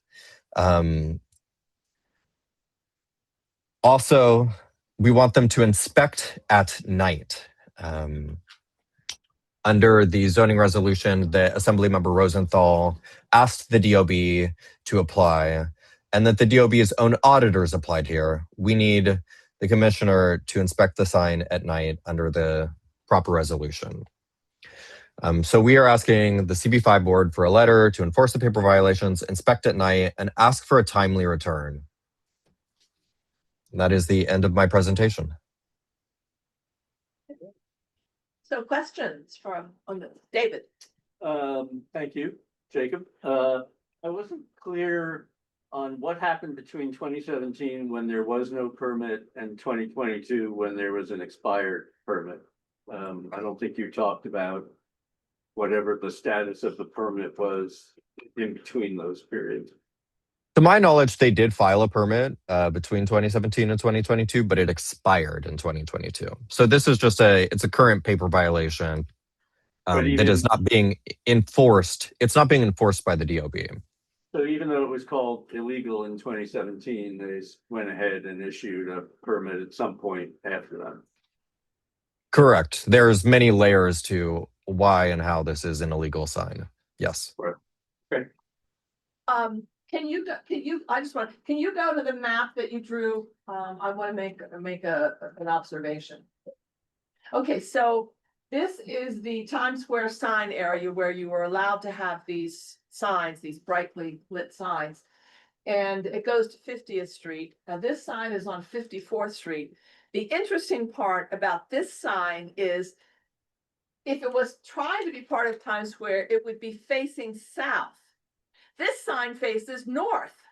So it's not even facing Times Square. So not only is it not in the Times Square zone, but it's not even trying to be part of Times Square. It's facing 57th Street, which I find odd. Doesn't make sense to me.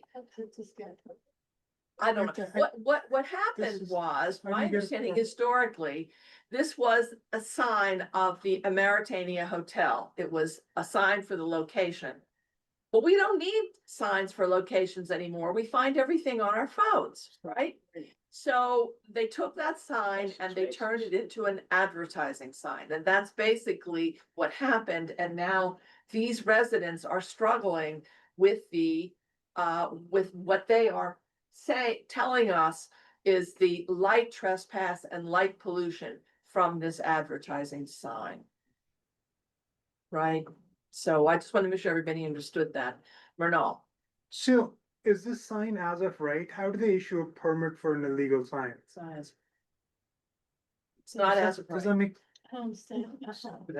Well, that's why, I just want to say, that's why, West 50s Association is asking us to write a letter to the Department of Buildings, asking for clarification, verification of all of the things that, Jacob is stating in his presentation. In other words, what we want to do is we don't want to attack the DOB. We just want to get clarification and confirmation that this is actually what happened.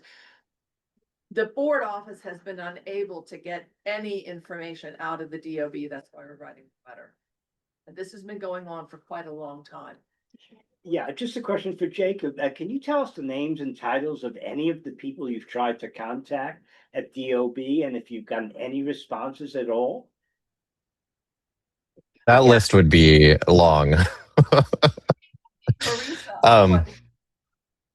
I've tried to contact many people at the DOB, and ultimately the way I receive information is through FOIL requests. It is the only lever that I've been able to use in which I actually receive information.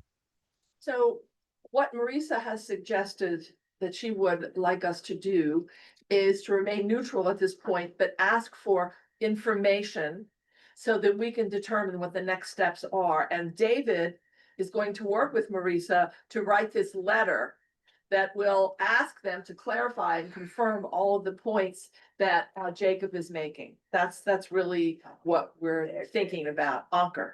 So I think that sounds very reasonable. I was a little concerned because I didn't feel like I could have all the facts, and now I understand why. It's very difficult for you to get responses from the government, and you've had to file freedom of information law requests to get information, because I too was a little confused about whether it's illegal or if it was permitted. But if the request here is for us to write a letter that asks for information and clarification, I'm fully supportive of that. I think you should get that information. And if we can help you get it, that would be. So Jacob, that's what we're thinking about doing. Does that make sense to you? It makes sense. I'd like to address the sign type, because the sign type is allowed in C6-7. It is, but its annual permit expired in 2022. Its current owner has never registered, and the DOB has never inspected it at night under the appropriate revision 32-64. And as of right doesn't mean that it's exempt from those rules. And that's why we're asking the DOB to enforce it. Well, 3264, I just happen to have a copy of it here. Okay, 3264 states, no illuminated sign shall have a degree or method of illumination which exceeds the standard established by the Department of Buildings by rule pursuant to the City Administrative Procedure Act. Such standards shall ensure that illumination on any illuminated sign does not project or reflect on residences, loft dwellings, or joint living work quarters for artists so as to interfere with the reasonable use and enjoyment thereof. Nothing herein shall be construed to authorize a sign with indirect illumination to arrange an external artificial source of illumination so that direct rays of the light are projected from such artificial source into residence, loft dwellings, or joint living work quarters for artists. That is section 3264, surface area and illumination provisions. And David, I can give this to you. So you can cite if you want to cite that or not. So I think there is a basis here for us asking questions about this. Any other questions or comments for Jacob? Anyone want to speak from the public? Oh, yeah, David. David, you want to say anything? Hi, David. Can you unmute David? I just asked him to unmute himself. Okay, David, you can unmute yourself. Nancy, thank you so much in the committee. I appreciate your listening to our presentation here. Jacob has done an incredible job doing the research on this. This sign has been a problem for years and years and years. It is obviously illegal, and it's over 8 stories tall, as you can see from yourself. The hotel owner had to seal up over 7 stories worth of windows in order to install this sign. So I don't see how this sign helps his business at all. It's just outrageous, and we just appreciate the help we can get from Community Board 5. Thank you very much, and thank you, Jacob. Okay, Kevin, you have a question. You have your hand raised. I just had a quick question. First of all, Jacob's given me this presentation before. He was nice enough to come to a landmarks meeting and sit through the whole thing and speak to me about this afterwards. And it's a great presentation.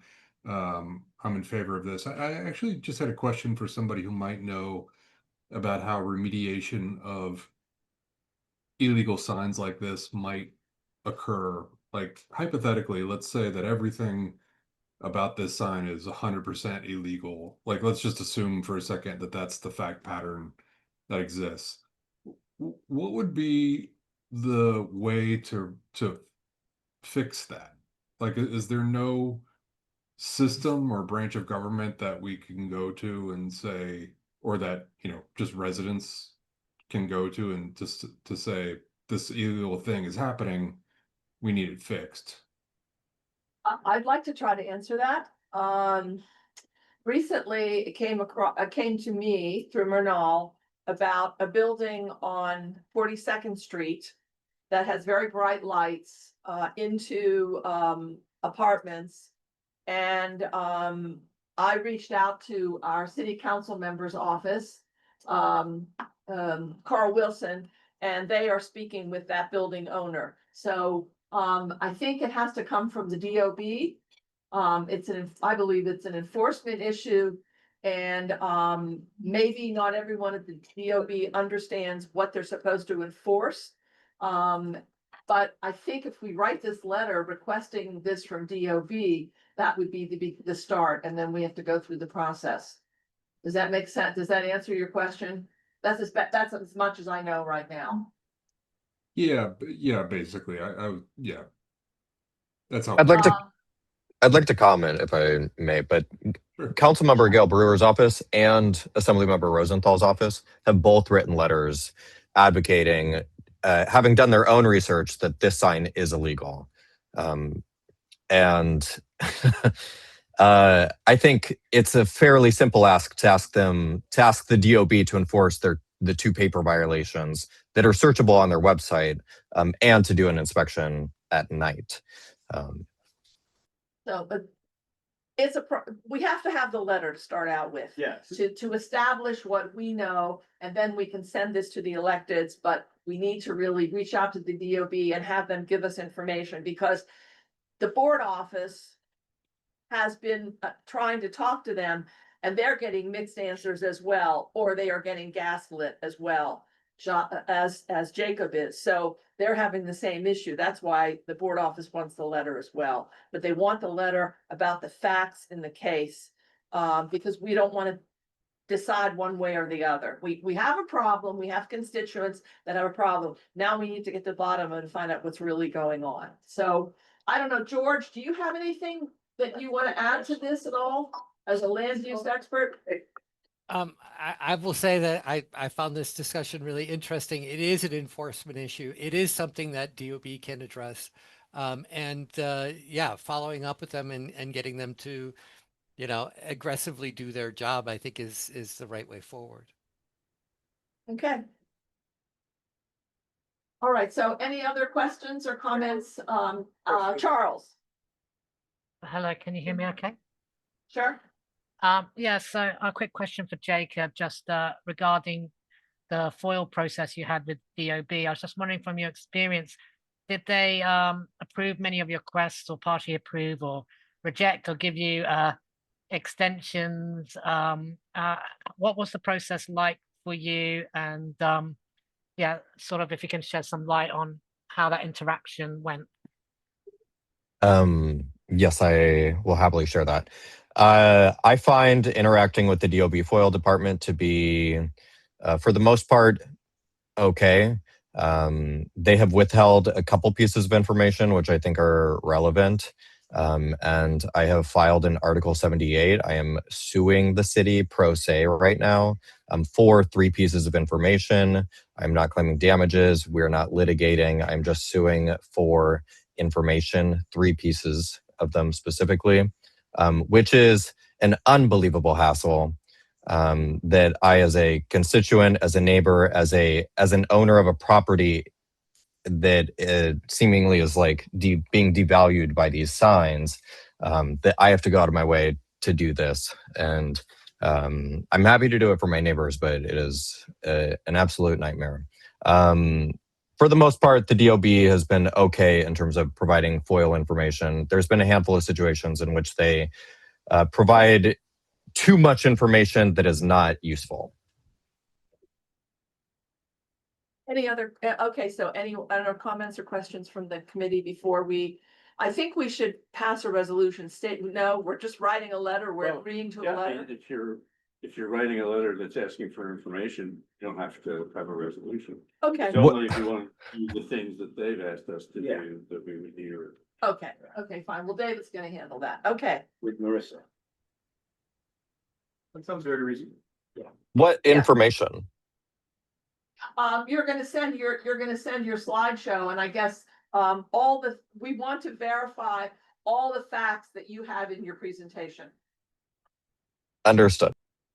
I mean, that's what we have to do so that the DOB doesn't say we're coming at them. In other words, it has to be a factually based, evidence-based. Copy the elected. Yeah. We could copy Blackstone. But we want it to be, we want to do the investigation, and we want to get it from the DOB, so that it's above board and Official channel. official channels, I guess. Does that make sense, Jacob? That makes perfect sense. One quick follow-up, but is this like a 6-month process? What are we looking at timeline wise? No, are we gonna have to vote on the letter of the full board?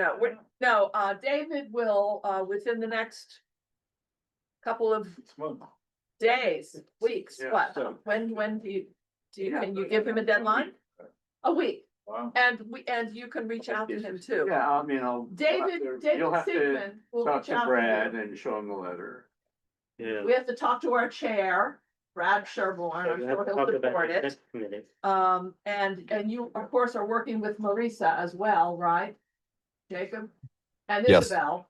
And David will be working with Isabel and Marisa too, so you can work with them and they'll figure it out. David's a great letter writer.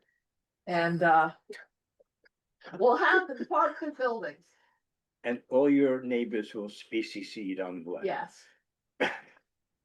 Okay, if I there's thank you for no- your time. Thank you. Thank you, thank you, Jacob. Okay, do we have I don't have anything else, that was it.